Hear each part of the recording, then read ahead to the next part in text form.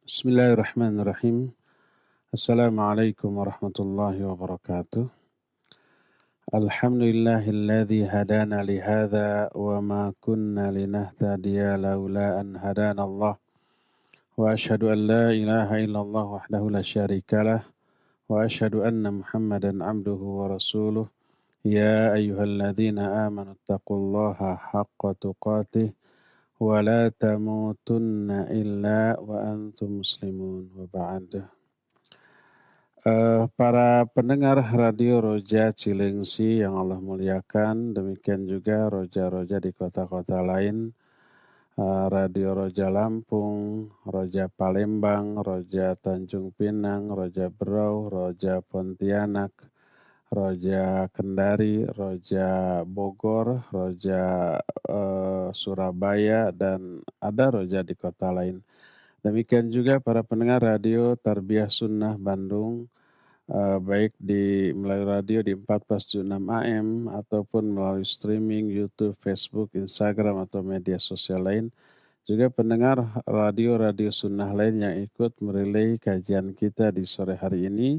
Tak lupa menyapa juga para pemirsa Roja TV, pemirsa Al-Asmaul Husna TV, pemirsa Asil TV, Surau TV, dan TV-TV lain di mana saja Anda berada, dan juga para netizen melalui akun dan media sosial apapun dimanapun Anda berada.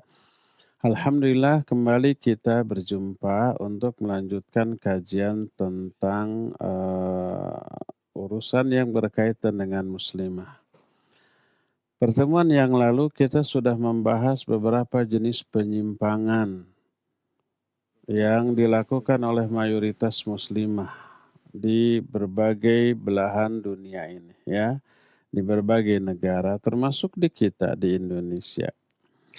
Nah, sekarang yang harus kita lakukanlah taubat dari seluruh penyimpangan-penyimpangan yang pernah dibahas. Apa yang harus kita lakukan agar kita mampu meninggalkan semua penyimpangan tadi? Sebab banyak orang tahu itu salah. Banyak orang tahu kita harus berhenti dari kesalahan itu. Harus taubat dengan taubatan nasuha. Faidah taubat di pertemuan yang lalu sudah kita terangkan. Tapi tetap saja tidak bisa meninggalkan semua penyimpangan perbuatan buruk yang pernah kita bahas tersebut. Apa yang menyebabkan kita demikian dan bagaimana yang harus kita lakukan agar kita mampu bertaubat dari semua itu.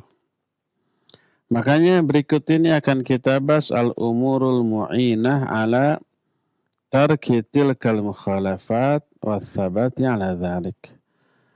Beberapa perkara yang bisa membantu kita untuk meninggalkan semua penyimpangan-penyimpangan tadi dan bisa istiqamah di atas hal itu. Poin pertama adalah islahul qulub. Tentu saja memperbaiki hati. Karena apa? Karena semua yang dilakukan oleh seluruh anggota badan kita, tangan kita, kaki kita, mata kita, telinga kita, lisan kita, sikap zahir kita, itu semua hanya pelaksana. Pemerintahnya adalah hati. Yang berkuasa, yang memberi instruksi adalah hati. Makanya apa yang diucapkan mulut, ekspresi wajah, dilakukan oleh tangan dan kaki, kemana kaki melangkah, apa yang dilihat, apa yang difikirkan, semuanya itu adalah indikator dari kondisi hati, gambaran dari kondisi hati. Amalannya buruk, itu cermin dari kondisi hati yang buruk. Amalannya baik, itu gambaran dari kondisi dan keadaan hati yang baik. Sebagaimana sabda Rasul alaihi salatu wassalam, Ana ala wa inna fil jasadi mudghah. Idza salahat salahal jasadu kulluhu wa idza fasadat fasadal jasadu kulluhu ala wa hiyal qalb. Ketahuilah bahwa di dalam jasad manusia itu ada segumpal daging. Bila segumpal daging ini baik keadaannya, baik pula lah seluruh jasadnya. Mananya bila kondisi hati ini yang disebut segumpal daging tadi. Keadaannya baik, maka seluruh amalan yang dilakukan oleh jasadnya, oleh anggota badannya, itu akan baik pula, dan apabila rusak, maka rusak pula lah. Ingatlah bahwa segumpal daging ini adalah hati. Oleh karena itulah maka memperbaiki akhlak, memperbaiki tingkah laku, memperbaiki amalan harus berawal dari memperbaiki hati. Hatinya baik, amalannya baik. Nggak akan ada penyimpangan-penyimpangan yang sudah kita jelaskan tadi. Ya. Nah, ini kuncinya, perbaiki hati. Timbul pertanyaan bagaimana caranya. Berkata muallif, wala yakunu salahul qalbi illa bi islahil faraid. Liannaha min a'dhabi asbabi ziyadatil iman wa taqwiyatihi. Tidak akan maslahat kondisi hati, tidak akan baik kondisi hati kecuali dengan memperbaiki amalan-amalan yang fardu yang Allah wajibkan kepada kita.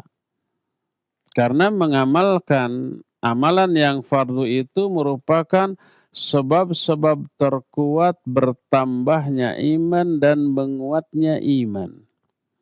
Makin hebat, makin bagus, makin sempurna untuk ukuran manusia ya. Makin sempurna pelaksanaan dari kewajiban kita kepada Allah Azza wa Jalla dan kepada sesama manusia, maka akan makin kuatlah iman, makin bertambahlah iman, dan itu mencerminkan makin baiknya hati kita, makin bersihnya jiwa kita. Sebagaimana sabda Rasul alaihi salatu wassalam dalam salah satu hadis qudsi, bahwa Allah Azza wa Jalla berfirman, Allah yang menciptakan kita, menciptakan hati kita, mengatur hati kita, yang membolak-balikan hati kita, tentu saja Allah yang lebih tahu bagaimana caranya agar hati ini bisa maslahat, bisa baik, bisa bersih, bisa bagus. Kata Allah Subhanahu wa ta'ala, ma taqarraba ilayya 'abdi bisyai'in ahabbu ilayya mimma aftaradtu 'alaihi. Wa ma yazalu 'abdi yataqarrabu ilayya bin nawafil hatta uhibbah. Fa idza ahbabtuhu kuntu sam'ahu alladhi yasma'u bih, wa basarahu alladhi yubsiru bih, wa yadahu allati yabtishu biha, wa rijlahu allati yamshi biha, wa in sa'alani la'ataituhu, wa la in ista'adhani la'idannahu. Kata Allah Azza wa Jalla, tidaklah seorang hamba atau hambaku bertaqarrub kepadaku dengan sesuatu yang lebih aku cintai dibanding bertaqarrub dengan apa-apa yang telah aku wajibkan kepada dia. Jadi upaya pendekatan diri kepada Allah yang terbaik, cara taqarrub yang terbaik kepada Allah adalah dengan cara melaksanakan apa saja yang Allah wajibkan kepada kita, rukun Islam itu. Dan kewajiban-kewajiban lain di luar rukun Islam, itu adalah cara pendekatan diri kepada Allah yang paling Allah cintai. Yang pertama, lakukan hal-hal yang wajib. Kedua, lakukan hal-hal yang Allah perintahkan yang hukumnya sunnah. Allah berfirman dalam hadis kursi yang menjadi lanjutan dari kalimat tadi. Kata Allah, tidak henti-hentinya hambaku mendekatkan dirinya kepadaku dengan melaksanakan amalan-amalan sunnah. Hatta uhibbah. Sampai aku mencintainya. Allah mencintai dia karena dia melaksanakan yang fardu juga yang sunnah. Orang Sunda bilang fardu kalaku sunnah kalampah. Yang fardu dilakukan, yang sunnah juga dilaksanakan. Allah akan cintai dia. Faida ahbabtuhu. Nah ingat. Apa yang akan dialami oleh orang itu kalau Allah sudah mencintai? Faida ahbabtuhu. Kalau aku sudah mencintainya. Kuntu sam'ahu alladhi yasma'u bih. Maka aku akan menjadi pendengarannya yang dengannya lah dia akan mendengar. Wa basarahu alladhi yubsiru bih. Dan aku pun akan menjadi penglihatannya yang dengannya lah dia akan melihat. Wa yadahu allati yaftishu biha, dan aku pun akan menjadi tangannya yang dengan kedua tangan itulah dia bertindak. Wa rijlahu allati yamshi biha, dan aku pun akan menjadi kedua kakinya yang dengan kedua kaki itulah dia melangkah. Wa in sa'alani la'ataituhu. Kalau dia meminta apapun kepadaku, minta sesuatu, pasti akan aku berikan. Wala in ista'adzani la'uidhannahu, dan kalau dia minta perlindungan pasti akan aku berikan perlindungan. Hadis ini sahih. Terdapat dalam kitab Sahih Bukhari. Imam An-Nawawi juga menukil hadis dalam kitab Riyadhus Shalihin bab Mahabbatullah. Ini menjelaskan bahwa cara terbaik untuk bisa membersihkan hati sehingga dicintai oleh Allah adalah taqarrub kepada Allah, mendekatkan diri kepada Allah. Dengan apa? Dengan pertama melaksanakan yang fardu, kedua tambah dengan yang sunnah. Maka pasti orang itu akan menjadi kekasih Allah, orang yang dicintai oleh Allah Azza wa Jalla. Maka apabila seseorang sudah dicintai oleh Allah sehingga Allah menjadi pendengarannya yang dengannya lah dia akan mendengar, penglihatannya yang dengannya lah dia melihat, menjadi tangannya yang dengannya lah dia akan bertindak, menjadi kedua kakinya yang dengannya lah dia akan berjalan, dan seterusnya. Apakah mungkin orang itu akan lebih mendahulukan keinginan hawa nafsunya sehingga terjerumus ke dalam maksiat dan melakukan perbuatan yang Allah murkai? Mustahil. Tidak mungkin. Bahkan ketika orang tersebut meminta kepada Allah agar Allah memalingkan dia dari semua kemungkaran, berlindung kepada Allah dari seluruh kejelekan, niscaya Allah akan berikan permintaannya, niscaya Allah akan berikan perlindungannya. Karena Allah menyatakan, wala in ista'adzani in sa'altani la'ataitu wa in sa'alani la'ataitu. Kalau dia meminta apapun kepadaku, pasti akan aku berikan.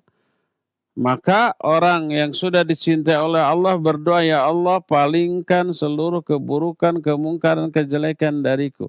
Allah akan berikan. Kalau dia berlindung, ya Allah aku berlindung kepada engkau dari semua keburukan, kemungkaran, kejelekan. Allah akan berikan perlindungan seperti itu. Oleh karena itulah salah satu cara dan cara yang paling efektif, efisien untuk taqarrub kepada Allah, untuk membersihkan hati adalah taqarrub. Dengan cara apa? Dengan cara melaksanakan semua yang Allah fardukan. Salat, ya, saum Ramadan, zakat, haji, umrah minimalnya bagi yang belum mampu haji, ya. Terus thalabul ilm, jangan sampai stay at home, tinggal di rumah mengabaikan thalabul ilm.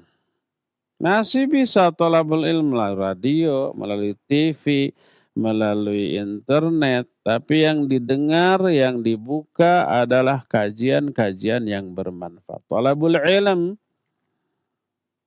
dan yang lain-lainnya, ya. Itu kunci yang pertama. Untuk bisa benar-benar bertobat, meninggalkan segala macam yang dimurkai oleh Allah Azza wa Jalla, perbaiki hati. Untuk memperbaiki hati, laksanakan semua yang Allah fardukan dan juga yang Allah sunnahkan. Terus. Wa min a'zami maftaradahu Allahu alaina as-shalah. Di antara kewajiban yang Allah berikan kepada kita yang paling agung adalah salat. Salat ini media komunikasi, dialog antara kita dengan Allah Azza wa Jalla secara langsung. Makanya Allah mewajibkan salat ini kepada Nabi SAW tidak melalui perantara malaikat Jibril, tidak langsung dipanggil. Dalam peristiwa apa? Peristiwa Mi'raj. Dipanggil langsung ke langit, ke Sidratul Muntaha. Allah pun menjelaskan tentang kondisi di Sidratul Muntaha ketika Nabi SAW dimi'rajkan. Walaqad ra'ahu nazlatan ukhra inda Sidratul Muntaha.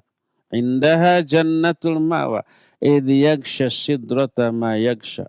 Ma zaghal basar wa ma tagha laqad ra'a min ayati rabbihil kubra. Nabi SAW ketika Mi'raj telah melihat bentuk rupa asli dari malaikat Jibril. Di mana? Inda Sidratil Muntaha. Di Sidratil Muntaha ketika Mi'raj. Indaha jannatul ma'wa. Di samping Sidratul Muntaha itu ada surga ma'wa. Idh yaghsha sidrata ma yaghsha. Ketika itu Sidratul Muntaha ditutupi oleh sesuatu yang menutupinya. Warna-warni yang super indah yang belum pernah terlihat sebelumnya. Ya. Mazaghal basar wa ma tagha, sampai penglihatan itu fokus, nggak bisa berkedip, nggak bisa berpaling ke yang lain. Laqad ra'a min ayati rabbihil kubra. Sungguh beliau Nabi SAW telah melihat tanda-tanda yang besar dari kekuasaan Allah Subhanahu wa Ta'ala. Itu peristiwa ketika dimi'rajkan, saat itu menerima perintah sholat. Saking agungnya ini sholat, kewajiban yang luar biasa agungnya dalam panah Allah Azza wa Jalla. Makanya kewajiban yang paling agung seusai 2 kalimat syahadat setelah tauhid adalah sholat. Yang apabila kita melaksanakan sholat dengan sempurna, memenuhi rukunnya, wajibnya, sunnahnya, khusyuknya, terus tata caranya, sholat kita sebagaimana tata cara sholat Nabi SAW. Siapa orang yang sholatnya demikian, la sholaha batinuh wa zahiruh. Pastilah akan baik kondisi batinnya dan juga zahirnya. Nah, sholat seperti itu yang menjadi pencegah dari perbuatan-perbuatan buruk, keji dan mungkar. Seperti yang sudah saya jelaskan tadi, lahirnya perbuatan buruk, perbuatan bejat, keji dan mungkar dari diri seorang itu gambaran hatinya itu. Kalau sholatnya bagus, baik dan benar, maka tidak akan ada perbuatan buruk. Karena tercegah oleh sholat yang menunjukkan sholat itu bisa memperbaiki kondisi hati. Hati yang baik tidak akan melahirkan perbuatan yang buruk. Allah Azza wa Jalla berfirman, wa aqimis sholah. Inna sholata tanha anil fahsya'i wal munkar. Dirikan olehmu sholat. Sesungguhnya sholat itu bisa mencegah dari perbuatan keji dan mungkar. Maksudnya adalah sholat yang diterima, sholatun maqbulah indallahi azza wa jalla. Sholat yang diterima di sisi Allah Subhanahu wa Ta'ala. Karena menyempurnakan rukunnya, wajibnya, sunnahnya, khusyuknya, niat keikhlasannya, ya. Baru ada dampak, ada athar, ada efek terhadap hatinya. Ibarat ibarat dibersihkan hatinya dari noda, dari dosa, dari kotoran. Makin bagus kualitas sholatnya, makin bersih hatinya. Makin sering sholat dengan kualitas yang bagus, makin suci jiwanya. Makanya Nabi SAW pernah bertanya kepada para sahabat, bagaimana pendapat kalian apabila di hadapan rumah ke salah seorang dari kalian ada sungai yang besar, bersih, jernih, lalu kalian mandi sehari 5 kali, masih adakah kotoran yang menempel tersisa di badannya? Kata para sahabat, tidak. Demi Allah tidak ada. Demikian juga sholat, menghapus dosa dan kesalahan, membersihkan hati dari syahwat dan syubhat. Nah yang seperti ini, sholat yang seperti ini yang bisa membersihkan hati. Akhirnya dia tidak akan melakukan perbuatan keji dan mungkar. Ini menunjukkan sholat adalah salah satu di antara ibadah yang sangat agung yang bisa membersihkan hati dan jiwa kita. Sampai orang itu terjauhkan dari keji dan mungkar seusai sholat. Sebaliknya bila sholatnya cacat, sholatnya itu banyak bolong dan kekurangannya dari segala aspek. Dari aspek kekhusyuan, belum tentu 10% dari sholat kita meraih kekhusyuan. Dari segi niat, mungkin ada niat-niat duniawi. Siapa tahu kalau rajin sholat mah rizkinya jadi mengalir deras. Siapa tahu kalau rajin sholat mah karirnya nanjak terus. Siapa tahu kalau rajin sholat mah dagangannya laris terus. Akhirnya ketika apa yang diinginkan dari dunia yang dia harapkan dengan sholatnya itu tidak tercapai, dia kecewa, lalu sholatnya nurun. Sholatnya dikurangi, belang-belang, sampai mungkin saja ditinggalkan. Karena niatnya salah untuk dunia. Tahajud setiap malam. Ditanya kenapa? Rajin amat tahajud. Biar dagangan saya laris. Biar anak saya yang jomblo cepat dapat jodoh. Biar karirnya naik. Dunia. Niatnya keliru. Ya. Oleh karena itu mungkin aspek niat. Selain kekhusyuan tadi. Mungkin aspek mutaba'ah yang kurang. Mutaba'ah itu mengikuti tata cara sholat Nabi SAW. Mungkin kita tambah-tambah, kita kurang, kita robah dan seterusnya. Baik gerakan-gerakannya ataupun doanya yang dibaca dalam setiap gerakan sholat. Tidak sesuai dengan apa yang dicontohkan oleh Nabi SAW. Bahaya apa tidak? Ya iyalah bahaya. Kalau umpama niatnya untuk dunia, untuk pujian, untuk uang, untuk karir, untuk segala macam yang sifatnya duniawi, tidak ikhlas karena Allah Azza wa Jalla, ditolak itu. Wa ma umiru illa liya'budullaha mukhlishina lahuddin. Tidaklah manusia diperintahkan kecuali hanya untuk beribadah kepada Allah secara ikhlas. Innamal a'malu binniyat wa innamal likulli imrin ma nawa. Setiap amal itu bergantung pada niat dan setiap orang hanya memperoleh balasan sesuai dengan apa yang diniatkannya. Dan ketika seseorang membagi dua niat, sebagian untuk Allah, sebagian untuk dunia, Allah tolak. Dalam hadis qudsi yang sahih riwayat Imam Muslim, Allah Azza wa Jalla berfirman, "Ana aghna syuraka'i 'ani syirki, faman 'amila 'amalan asyraka fihi ma'i ghairi taraktuhu wa syirkahu." Aku ini zat yang paling tidak membutuhkan sekutu, tidak membutuhkan saingan atau tandingan.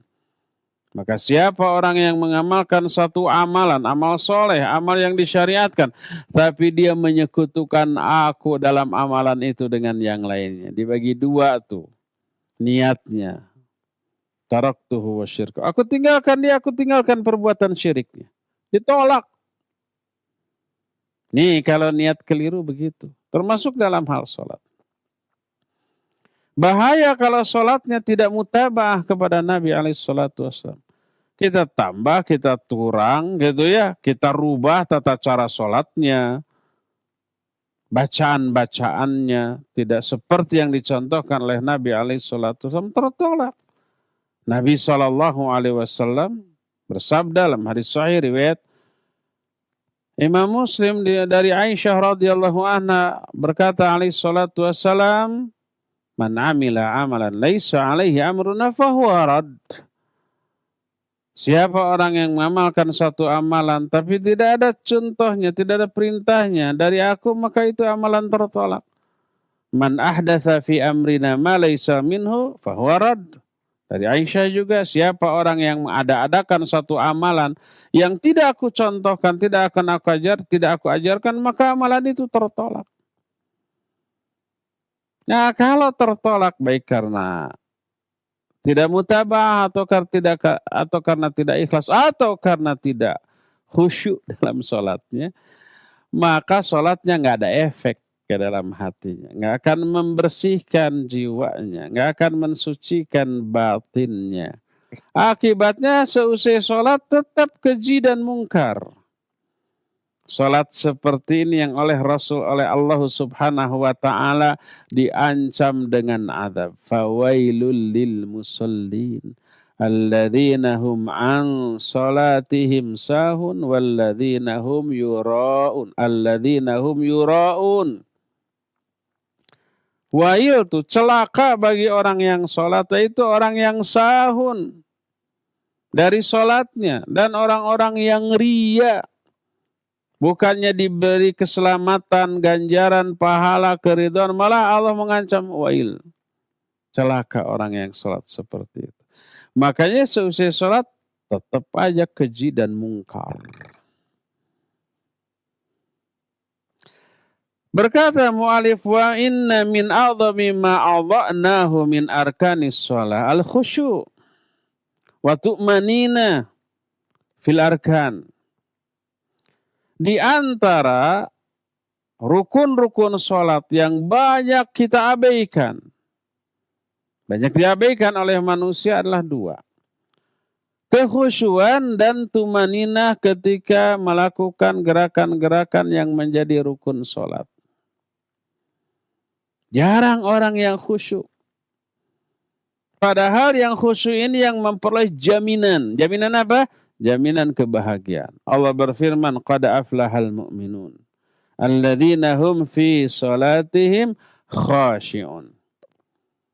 Sungguh berbahagia orang-orang mukmin, yaitu orang-orang yang khusyuk di dalam salatnya. Maka salat tanpa khusyuk ibarat jasad tanpa ruh, bangkai aja itu. Dan seorang hamba tidak akan memperoleh pahala dari sholatnya kecuali sesuai dengan kadar kekhusyuan yang dia dapatkan di dalam sholatnya. Berapa persen pahala dari sholat kita? Tergantung berapa persen kekhusyuan yang kita raih dalam sholat itu. Sebagaimana sabda Nabi SAW dalam salah satu hadis yang diriwayatkan oleh Imam An-Nasai dan Imam Ibn Hibban, juga Imam Ahmad. Hadis ini dihasankan oleh Syekh Al-Albani rahmatullahi alaih. Berkata Rasul sallallahu alaihi wasallam, "Innar rajula la yusalli wa la'allahu alla yakuna lahu minha illa ushuruha aw tusuha aw thumunuha aw subuha aw sudusuha aw khumusuha aw rubuha aw thuluthuha aw nisfuha." Ada seseorang yang sholat tetapi tidak ada pahala yang dia dapat dari sholatnya kecuali hanya 1/10-nya atau 1/9-nya atau 1/8-nya, 1/7-nya, 1/6, 1/5, 1/4, 1/3 atau hanya setengahnya.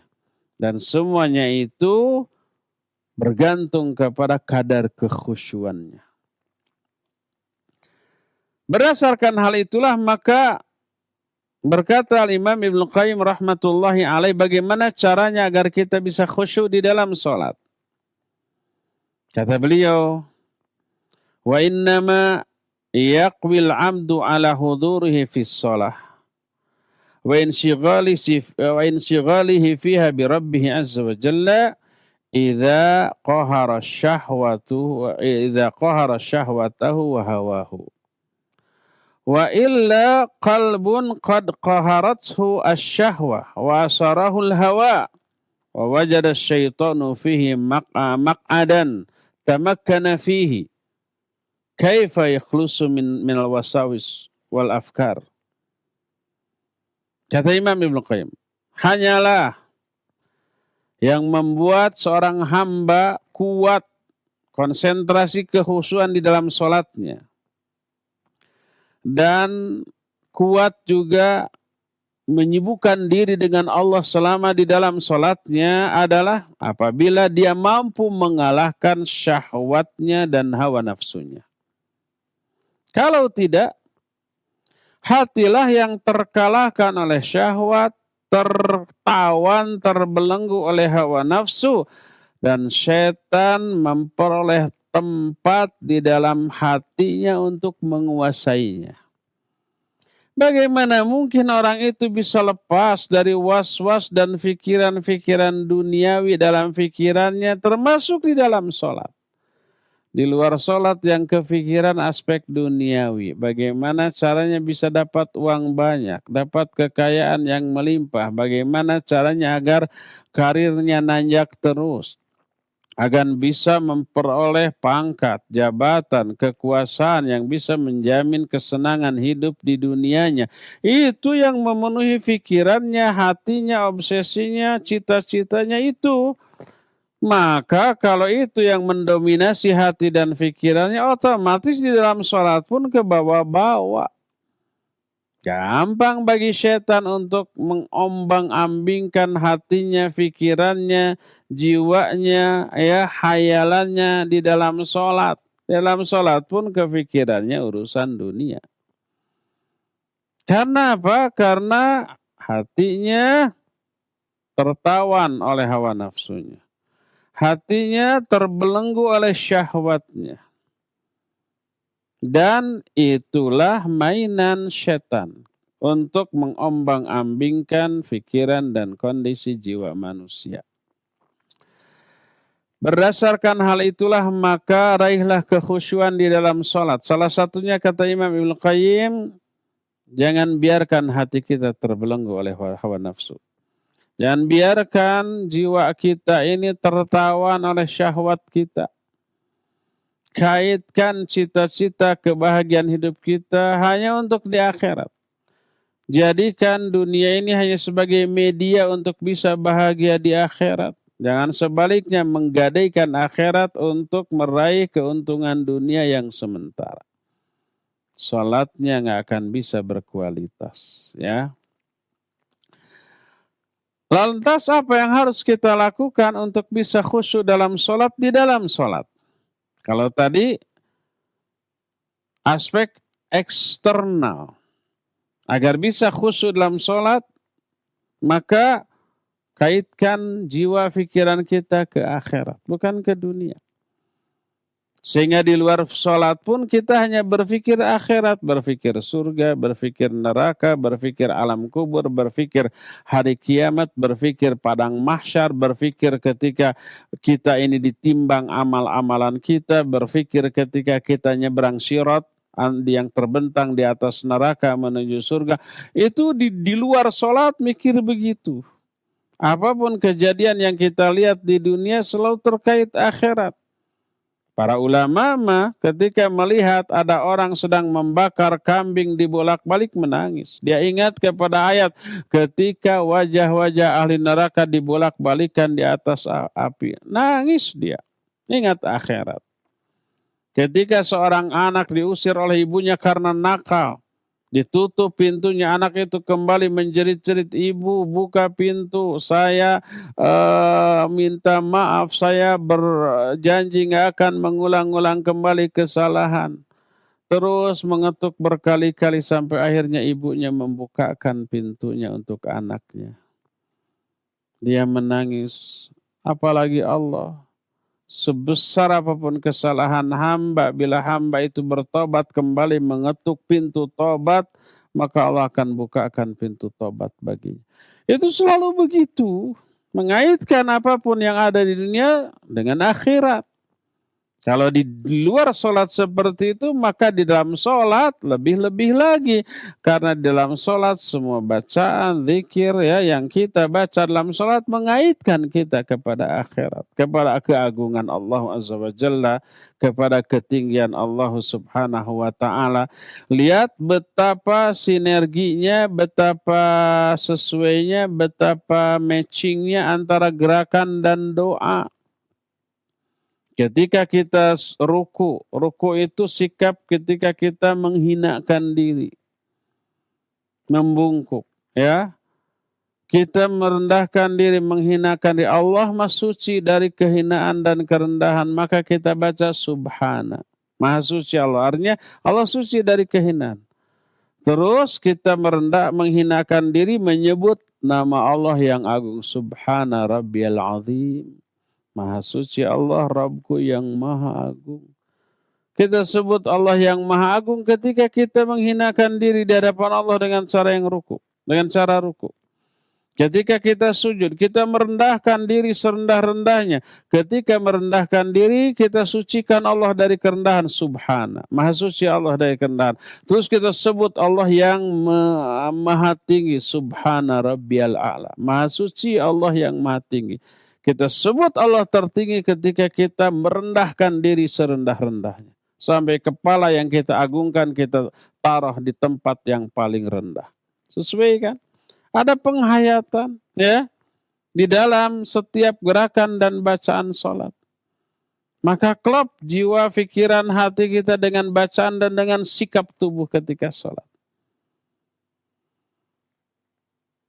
Jadi itu yang pertama dalam masalah secara eksternal, bebaskan diri kita dari syahwat, dari belenggu dunia, dari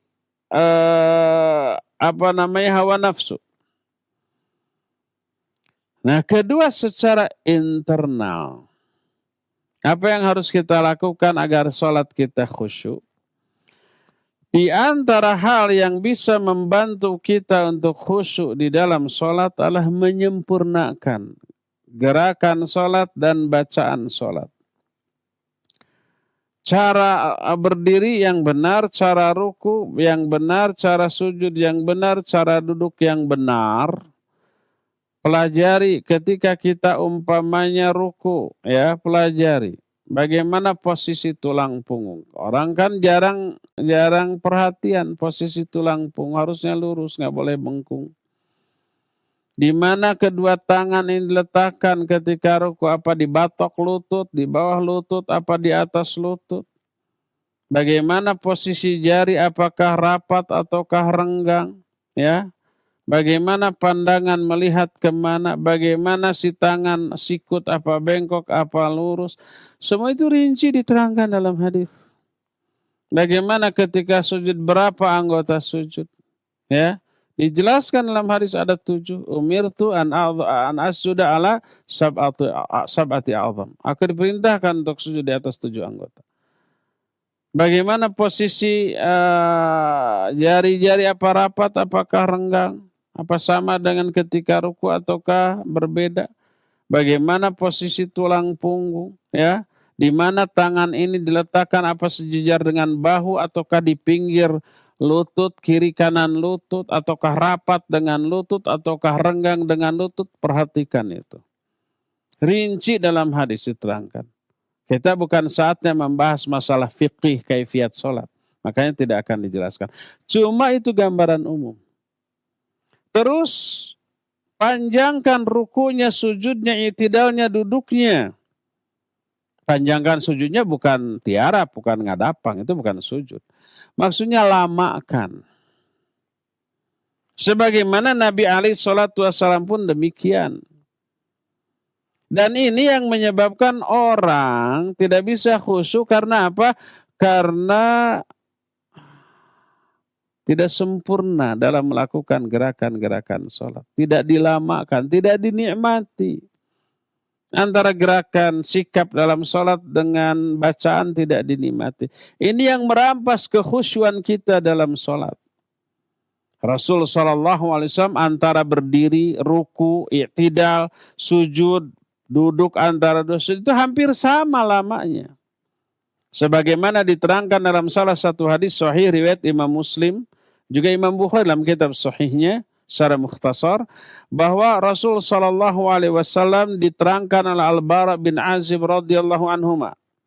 Dia berkata, "Ramaqtu salata ma'a Muhammadin sallallahu alaihi wasallam, fawajadtu qiyamahu wa ruku'ahu wa i'tidaluhu ba'da ruku wa sujudahu wa julusahu baina sajdatain ma baina taslim wal insiraf qariban minas sawa."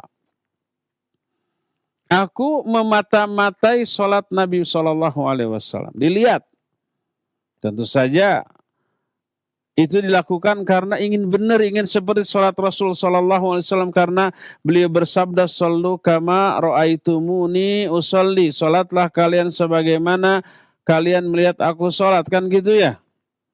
Maka diperhatikan. Maka aku temukan antara berdirinya, rukuknya, i'tidal ba'da ruku, sujudnya, duduknya antara dua sujud, dan juga antara salam dengan berpalingnya beliau dari sholat, itu kira-kira sama lamanya. Tumaninah banget. Sa'id bin Jubair mendengar Anas bin Malik radhiyallahu an berkata, "Ma shallaitu wara'a ahadin ba'da Rasulillah sallallahu alaihi wasallam asbaha salatan bi Rasulillah sallallahu min hadzal fata," yakni Umar bin Abdul Aziz. Qal faharazna fi ruku'ihi 10 tasbihat wa fi sujudi 10 tasbihat. Aku tidak pernah sholat di belakang seorang pun seusai Rasul sallallahu alaihi wasallam yang sholatnya lebih mirip daripada sholat Rasul sallallahu alaihi wasallam dibanding pemuda ini nih. Yang dimaksud pemuda itu adalah Umar bin Abdul Aziz radhiyallahu anhu. Seorang khalifah yang agung, yang disebut termasuk minal khulafair rasyidin. Termasuk salah satu khalifah rasyidin. Ya. Keilmuannya, kesolehannya sudah menjadi buah bibir. Sampai Anas menyatakan, aku belum pernah sholat di belakang seseorang yang sholatnya lebih mirip dengan sholat Rasul sallallahu alaihi wasallam dibanding pemuda ini. Maka Sa'id bin Jubair menyatakan, maka aku pun mengintip tata cara sholat Umar bin Abdul Aziz. Maka aku hitung ketika ruku, kira-kira beliau membaca 10 kali tasbih, dan ketika sujud juga membaca 10 kali tasbih. Ketika ruku, subhana rabbiyal azim. Kalau kita kan umumnya 3 kali pun ngebut. Sampai-sampai vokalnya itu nggak jelas, subhanallah, sudah gitu kan, nggak jelas. Kalau beliau ya jelas. Orang Sunda bilang atra, jentre, eces ya, tandas, tegas gitu. Subhana rabbiyal azim. Sambil dihayati. Sesuai dengan posisi kita menghinakan diri di hadapan Allah, kita sebut sifat Allah yang agung. 10 kali, bayangkan. Ketika sujudnya juga 10 kali. Anas bin Malik radhiyallahu anhu meriwayatkan, yang ada hadis yang barusan itu diriwayatkan oleh Imam Abu Daud, Imam An-Nasai, juga Imam Ahmad ya, dan sanad hadis itu hasan. Dalam hadis lain masih dari Anas, ma sholaitu khalfa ahadin au jaza salatan min Rasul sallallahu alaihi wasallam fi tamamin. Kanat salatu Rasul sallallahu alaihi wasallam mutaqaribah. Aku tidak pernah sholat di hadapan seseorang pun yang lebih sempurna sholatnya dibanding Rasul sallallahu alaihi wasallam. Dan sholat Rasul sallallahu alaihi wasallam dalam gerakan-gerakannya lamanya hampir sama. Demikian juga sholat Abu Bakar, ya. Dan demikian juga sholat Umar, dia memanjangkan sholatnya pada waktu sholat fajar. Dan Rasul sallallahu alaihi wasallam ketika sholat, beliau bangkit dari ruku membaca Sami Allahu liman hamidah. Qama hatta naqul qad auham. Thumma yasjudu wa yaq'udu baina sajdatain hatta naqul qad auham. Rasul SAW ketika bangkit dari ruku, Sami Allahu liman hamidah.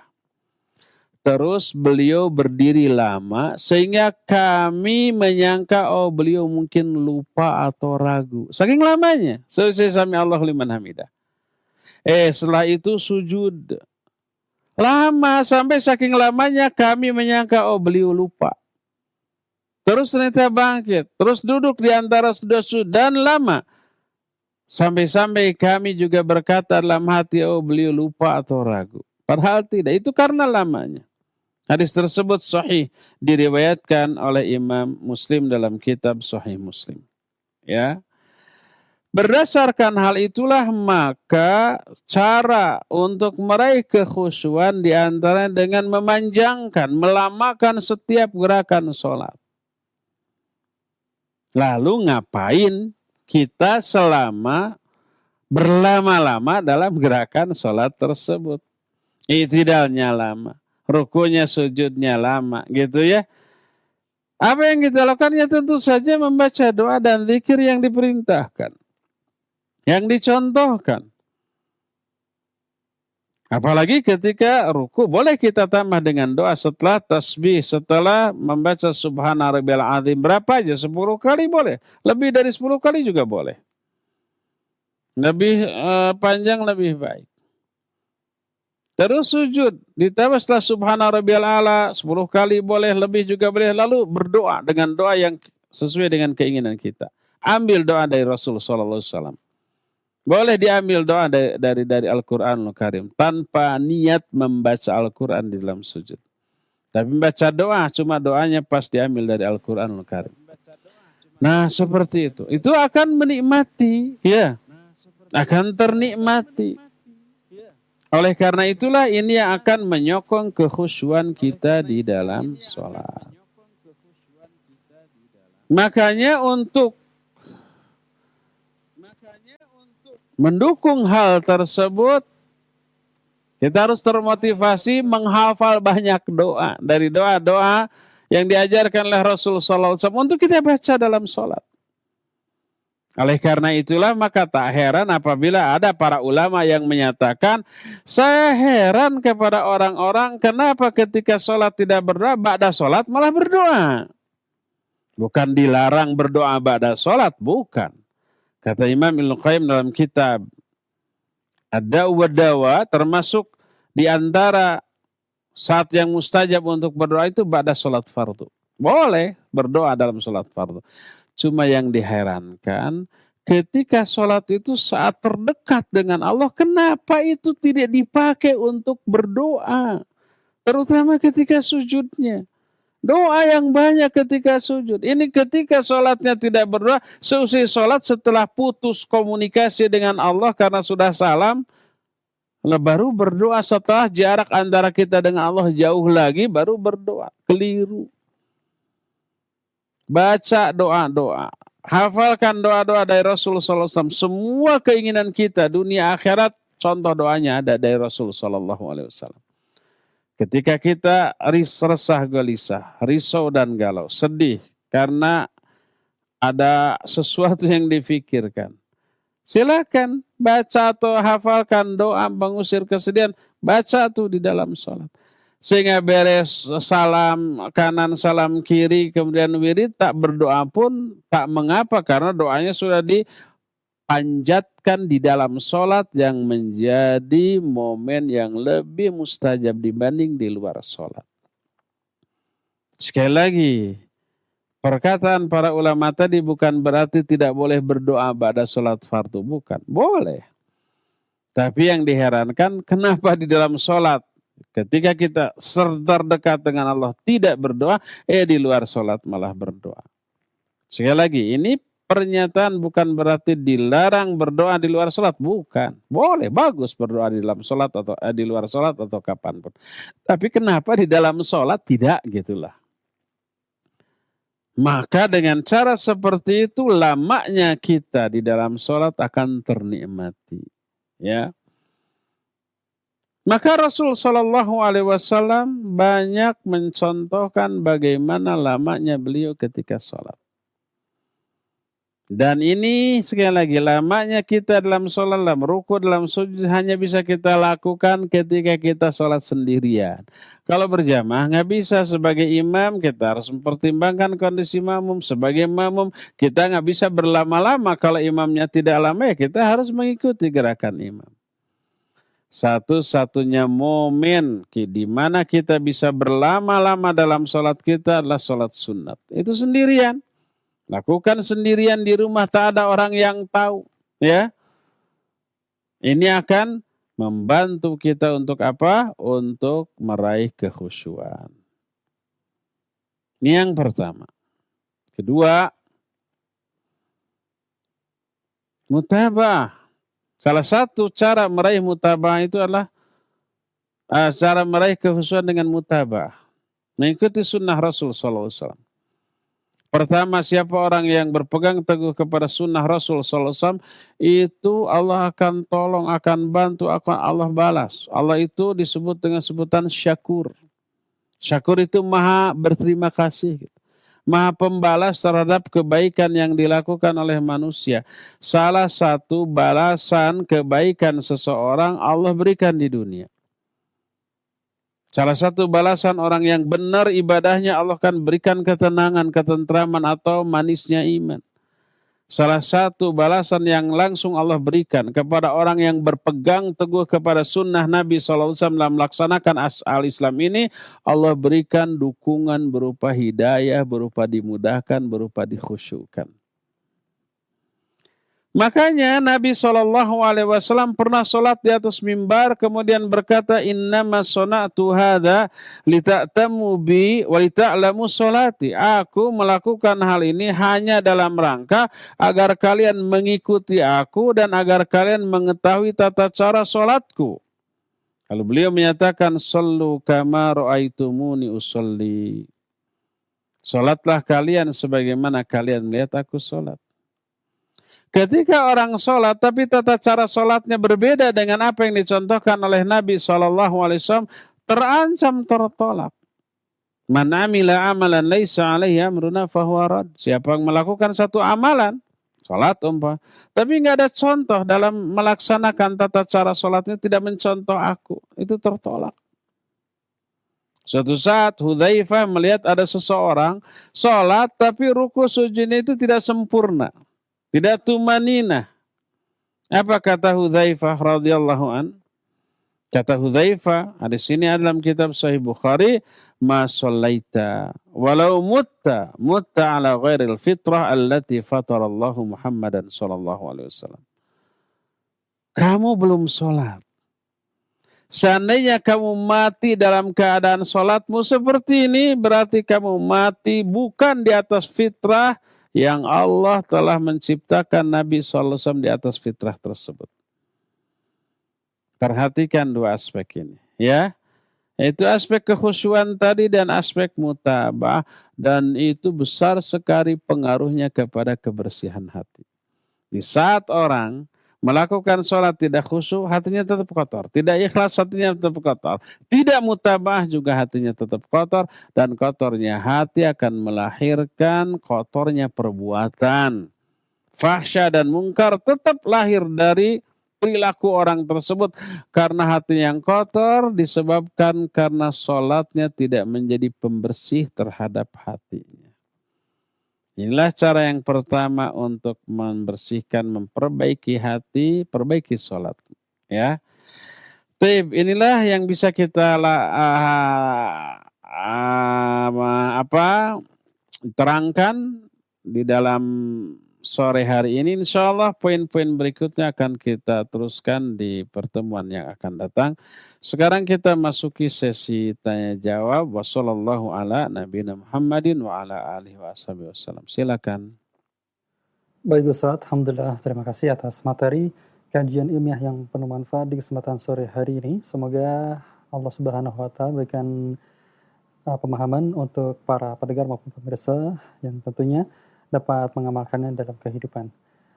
Baik para pendengar maupun pemirsa dimanapun Anda berada, kita masuk ke sesi tanya jawab. Silakan Anda yang ingin terhubung melalui layar telepon. Baik, kita coba angkat di layanan line telepon di kesempatan sore hari ini. Nah, silakan. Assalamualaikum warahmatullahi wabarakatuh. Ya, waalaikumsalam warahmatullahi wabarakatuh. Dengan siapa, dari mana? Dengan Ibu Samina di Cibinong. Silakan Ibu. Nah. Setiap kewajiban yang Allah perintahkan itu tumbuh pahala. Setiap kemaksiatan itu tumbuhnya dosa. Saya di buku cetakan Ilin itu gimana ya? Apa misalnya pahala kayak fisika nilainya berapa, matematika nilainya berapa? Apakah kayak gitu Tat? Mau nasihat Tat, jazakumullah khairan. Assalamualaikum warahmatullahi wabarakatuh. Waalaikumsalam warahmatullahi wabarakatuh. Demikian Ustaz, silakan.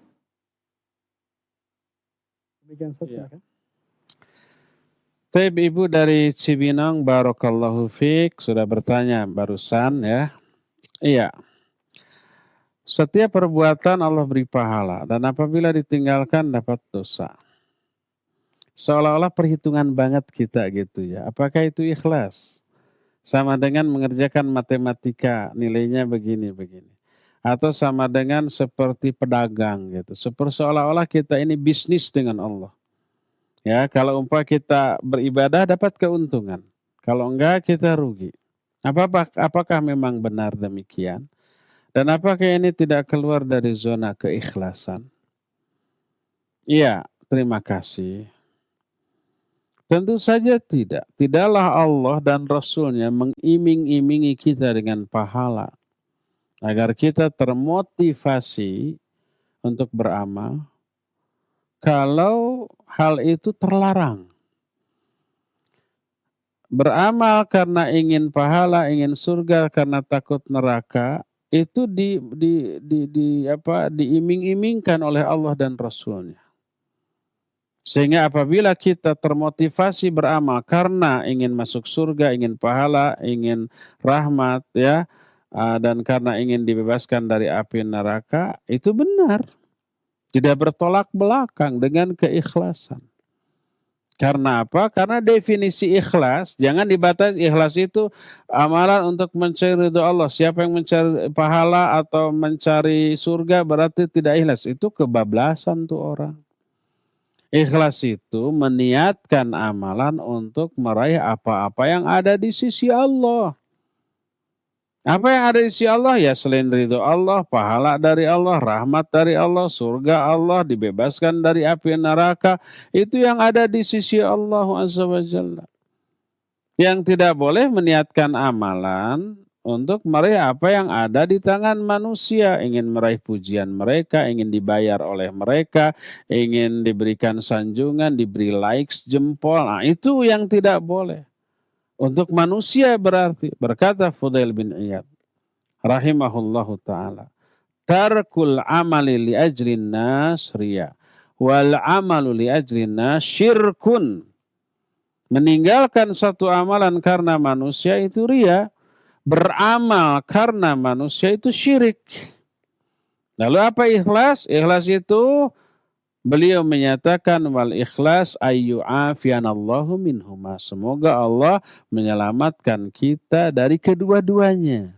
Maknanya baik meninggalkan amalan ataupun beramal bukan karena manusia tapi karena Allah. Maksud karena Allah adalah karena ingin memperoleh apa yang ada di sisi Allah. Surganya, selamat dari api nerakanya, rahmatnya, keridhoannya, pahalanya, maghfirahnya, dan seterusnya. Itu masuk ke dalam zona keikhlasan. Apakah kita tidak terlalu matre gitu? Seolah-olah kita ini bisnis berjual beli dengan Allah. Kita katakan, iya kita berjual beli, kita berbisnis dengan Allah. Seolah-olah berdagang, kita yang menjual, Allah yang membeli, iya. Dan itu istilah Allah. Dalam Al-Quranul Karim, Allah mengistilahkan ibadah kita dengan istilah tijarah. Ya ayyuhalladzina amanu hal adullukum ala tijaratin tunjikum min adzabin alim. Tijarah itu bisnis, perdagangan, jual beli. Hei orang-orang beriman, mau nggak aku tunjukkan kepada satu perdagangan, satu jual beli, satu bisnis, satu perniagaan yang akan menyelamatkan kalian dari api neraka? Tu'minuna billahi wa rasulihi wa tujahiduna fi sabilillah bi amwalikum wa anfusikum. Yaitu kalian beriman kepada Allah juga kepada Rasulnya. Dan kalian berjihad dengan harta dan jiwanya di jalan Allah. Allah sebut itu dengan sebutan tijarah. Terus Allah jelas-jelas menggambarkan dengan jual beli. Innallaha ashtara minal mu'minina anfusahum wa amwalahum bi anna lahumul jannah. Allah telah membeli jiwa dan harta orang-orang mukmin dengan surga. Yuqatiluna fi sabilillah fayaqtuluna wa yuqtalun wa'dan al sampai di akhir ayat itu dikatakan fastabshiru bi bai'ikum alladzi bay'atum bih, maka berbahagialah kalian dengan jual beli kalian yang kalian jual belikan dengan Allah. Jadi istilah bisnis, trading atau perniagaan, perdagangan tentang ibadah kita itu Allah yang mengistilahkan. Termasuk orang munafik juga jual beli dengan Allah tapi rugi. Kata Allah Subhanahu wa ta'ala, ulaika alladziina ishtarawud dhalalata bil huda fama rabihat tijaratuhum wa ma kanu muhtadin. Mereka lah orang-orang yang menjual hidayah dengan kesesatan. Dan fama rabihat tijaratuhum, tijarah mereka, bisnis mereka, jual beli mereka itu tidak akan ada untungnya, rugi. Dan mereka tidak pernah petunjuk. Berdasarkan hal itulah maka iya.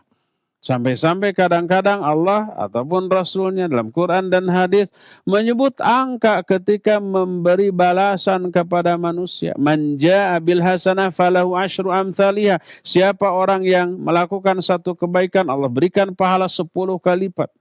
Mathalul ladzina yunfiquna amwalahum fi sabilillah kamathali habbatin anbatat sab'a sanabil fi kulli sumbulatin mi'atu habbah. Perumpamaan orang-orang yang menginfakkan harta di jalan Allah, taubahnya seperti orang menanam satu benih. Dari satu benih tumbuh 7 batang. Dari setiap batang 100 benih. Satu batang 100 benih, 7 batang 700 benih. Allah ganti lipat. Allah ganti orang yang infak di jalan Allah 700 kali lipat. Allah sebut angka. Ya memang seperti itulah penjelasan syariat. Makanya kalau ada orang yang sentimen, kamu kalau beribadah tuh kok perhitungan banget, ingin pahala dan dihapus dosa, ingin surga dan neraka. Memang begitulah yang Allah terangkan sampai Allah mengistilahkan peribadatan yang dilakukan oleh manusia, iman kepada Allah dan Rasul dan jihad itu sebagai tijarah, jual beli, ya.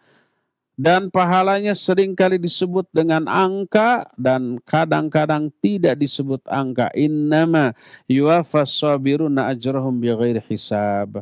Hanyalah Allah memberikan pahala kepada orang-orang yang sabar tanpa hisab, tanpa hitungan, tanpa menyebut angka, ya. Demikian Ibu dari Cibinong, wallahu a'lam bishawab. Silakan lagi.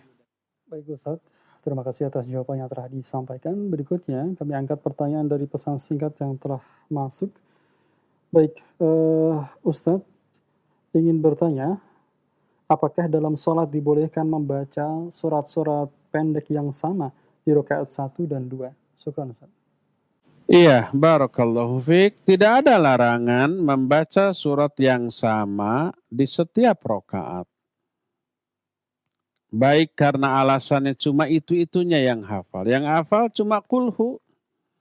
Maka setiap rakaat baca kulhu seusi Fatihah. Rakaat pertama kulhu, rakaat kedua kulhu lagi. Pas pada waktu taraweh masa pandemi seperti ini, salat tarawehnya umpamanya di rumah 11 rakaat atau mungkin saja ada di antara saudara kita yang 23 rakaat. Setiap rakaatnya kulhu terus, boleh nggak? Boleh, sah. Sah-sah saja, ya. Baik karena memang hafalan cuma itu atau banyak hafalan tapi ingin itu juga karena alasan lain, umpamanya surat ini isinya klop dengan kondisi hati saya. Sehingga kalau saya baca dalam sholat lebih menyerap, ya. Atau ada kadang-kadang para tulabul ilm sedang menghafalkan satu surat nih. Sudah hafal tapi belum mutqin. Belum mutqin itu belum mantap banget hafalnya. Ingin dimutkinkan, ingin dihafal, ingin dimantapkan, maka apa yang baru dia hafal dia baca dalam sholatnya, dalam sholat tahajud umpah. Rakaat pertama susi Fatihah baca surat itu, rakaat kedua juga baca surat itu biar tambah mantap. Maka tidak ada larangan tentang hal itu. Sholatnya sah insya Allah. Ya. Wallahu a'lam. Silakan. Baik Ustaz, jazakumullahu khairan atas jawabannya telah disampaikan. Berikutnya pertanyaan kembali dari pesan singkat yang telah masuk. Nah, seorang bertanya, Ustadz ingin bertanya, jika kita masih ada rasa khawatir dan takut atau cemas, apakah itu tandanya sholat kita juga belum benar? Atau memang karakter seseorang tersebut penakut? Terima kasih atas jawabannya, Ustaz. Iya, kalau sudah sholat tetap cemas, takut. Tergantung apa yang dia cemaskan dan apa yang dia takutkan. Kalau cemas dan takut itu adalah takut tidak diterima amal-amalnya. Karena menyadari adanya kekurangan. Mungkin kurang khusyuk, mungkin kurang ilmu sehingga khawatir kurang mutaba'ah. Dan itu mendorong dia nanti untuk memperbaiki di sholat yang akan datang. Tapi sholat yang barusan itu, yang sudah berlalu itu kayaknya banyak cacatnya, banyak kurangnya. Sehingga khawatir, takut tidak diterima. Apa itu bagus atau tidak? Itu bagus. Begitulah sikap para sahabat, orang-orang mukmin yang oleh Allah digambarkan dalam Al-Quran. Alladzina yu'tuna ma'atau wa qulubuhum wajilah. Mereka itu orang-orang yang sudah mengamalkan amal-amal yang mereka lakukan, tapi hati-hati mereka itu takut. Sudah beramal tapi kok takut. Sehingga Aisyah radhiyallahu anha salah faham. Wahai Rasulullah, apakah yang dimaksud itu adalah mereka yang sudah mencuri, sudah mabuk gitu ya, sehingga sudah beramal lalu takut kena azab? Kata Nabi SAW, laisal amru kama tadhunnin. Oh, ayat ini bukanlah seperti yang kamu duga. Tapi mereka yang dimaksud dengan ayat ini adalah orang-orang yang sudah melakukan maksimal ibadah yang mereka lakukan, tapi hati-hati mereka takut kalau amalan tersebut ditolak dan tidak diterima oleh Allah Subhanahu wa taala. Jadi kalau cemas dan takutnya itu karena itu bagus. Dan itu akan mendorong dia untuk memperbaiki sholat dia di masa yang akan datang. Harus lebih bagus daripada sholat yang sebelumnya. Itu kalau takut dan cemasnya karena itu. Tapi kalau takut dan cemasnya itu karena urusan duniawi. Urusan duniawi seperti contoh, ada kasus ini. Ada satu kantor melakukan rapid test di musim pandemi atau swab. Semua kawan-kawannya sudah terbukti negatif, tinggal dia. Tapi dia selama ini sudah berupaya maksimal. Pakai masker, social distancing gitu ya, pakai hand sanitizer, pokoknya sudah maksimal. Protokol kesehatan sudah diberlakukan secara ketat. Dan tidak ada gejala apa-apa. Tapi dia cemas, aduh jangan-jangan kena. Takut, sampai stres. Dengan doa, dengan sholat, tidak hilang itu. Padahal nggak ada alasan untuk takut terkena. Karena apa? Karena data-data yang ada, tidak ada satupun yang menunjukkan dia akan kena. Pertama, lingkungannya tidak ada yang kena, semua kawan-kawannya itu umpamanya sudah terbukti negatif ya. Dia selama ini juga selalu menjaga diri dengan memakai masker selalu ya, menjauhi kerumunan, menjauhi kontak fisik gitu. Selalu cuci tangan, selalu pakai hand sanitizer. Nggak ada satupun data yang menyebabkan dia akan terkena. Tapi menunggu hasil swab itu dia cemas. Berdoa nggak menghilangkan kecemasannya ya. Sholat tidak menghilangkan kecemasannya. Karena dalam sholat juga memikirkan itu. Maka cemas seperti ini adalah cemas yang tercela, mazmum. Karena apa? Karena Pertama, kecemasan, kegelisahan itu tidak hilang dengan zikir, doa, dan sholat. Menunjukkan kualitas zikirnya, doanya, dan sholatnya itu buruk. Sehingga tidak bisa merubah kondisi perasaan hatinya dan tidak bisa mengusir kecemasannya.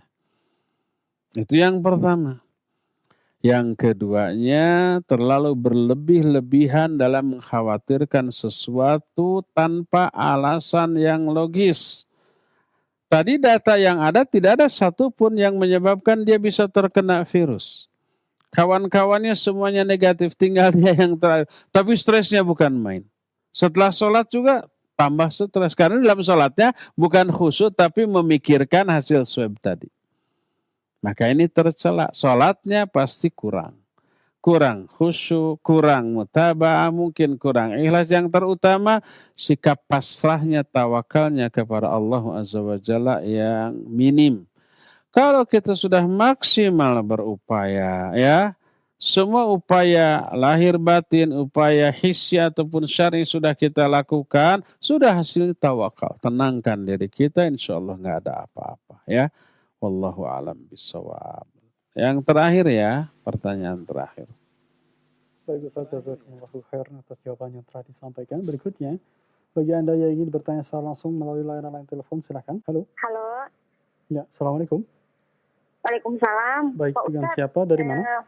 dengan hamba Allah di Papua. Silakan. Mau bertanya, tadi bilang masalah baca Subhanallah Rabbil Azim 10 kali di waktu ruku dan Subhanallah Rabbil A'la 10 kali di waktu sujud. Itu Pak Ustadz, tolong sebutkan lagi dalilnya ya Pak Ustadz. Sama bisa tidak? Saya ini kan kurang begitu menghafal, menghitung begitu. Bisa tidak saya mensyariatkan hitung pakai jari saya, tapi dalam keadaan ruku begitu. Saya mensyariatkan dalam hati saya saja begitu Pak Ustadz. Soalnya saya suka lupa begitu menghitungnya. Makasih Pak Ustadz. Assalamualaikum warahmatullahi wabarakatuh. Waalaikumsalam warahmatullahi wabarakatuh. Baik Ustadz, silakan. Warahmatullahi wabarakatuh. Baik Iya. Ustadz, silakan. Hamba Allah di Papua, barakallahu fiik. Ya, adapun dalil yang saya bacakan tadi, hadisnya diriwayatkan Imam Abu Daud, An-Nasai, Imam Ahmad dengan sanad yang hasan. Syekhul Islam Ibn Taimiyah juga menukil hadis dalam kitab Iqtida'us Siratal Mustaqim. Dari Sa'id bin Jubair, dia mendengar bahwa Anas bin Malik radhiyallahu an menyatakan, ma sholaitu wara'a ahadin ba'da Rasul sallallahu alaihi wasallam asbaha salatan bi Rasul sallallahu alaihi wasallam min hadzal fata.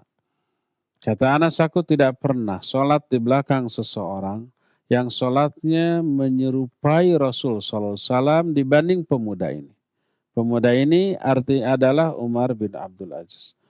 Maka kata Sa'id bin Zubair, aku menelaah salat Umar bin Abdul Aziz, maka aku hitung beliau ini perkiraan beliau, ya.